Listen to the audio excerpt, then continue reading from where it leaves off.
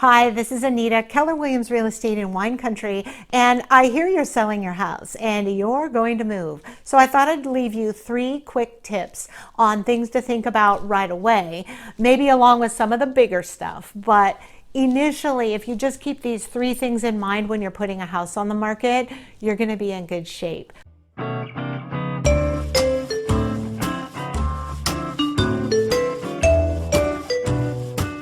First of all, it has to smell amazingly clean. So whatever you do, get a professional cleaning crew in there if you're not good at that yourself, and get the place amazing, sparkling clean.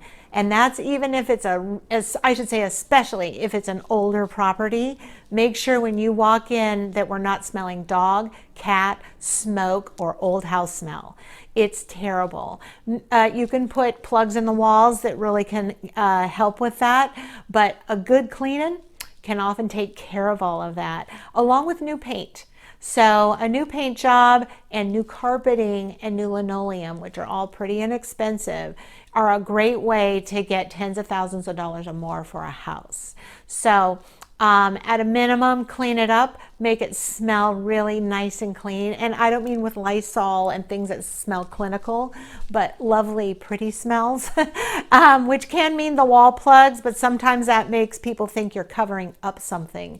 And we don't want to cover up things. So if we have a cat urine problem or we have dog smell problems, that's probably going to mean a 2-layer paint job in a lot of cases, and definitely new carpet and or new, I call everything linoleum, but kitchen flooring. Linoleum's the least expensive.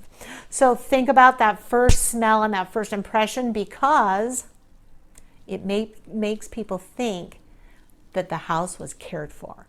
And if it's cared for, they won't think that everything's falling apart. They won't come in wanting to negotiate with you as much. It's just a little bit of ammunition on your side, the seller's side. So crisp, clean, smelling good is a huge big deal. And then let's talk about item number 2, and that's go stand out on the curb on the house. What does it look like? If people come up, are they thinking, oh, the place is kind of run down? Or are they thinking, it looks pretty well cared for, it's kind of old, but it looks really nice? You want people to have great impressions of the house, no matter what condition it's in. Meaning if it's just old, we don't want them to think old, decrepit, and falling apart. Now, old, decrepit, and falling apart is in a whole other price range, right? It's in a whole other category. And if we're selling that as is or something, we still want it to smell clean and great and be uncluttered.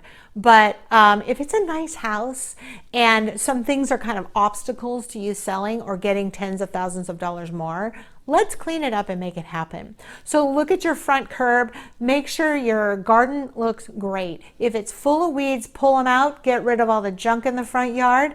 If the front door is really bad, paint it.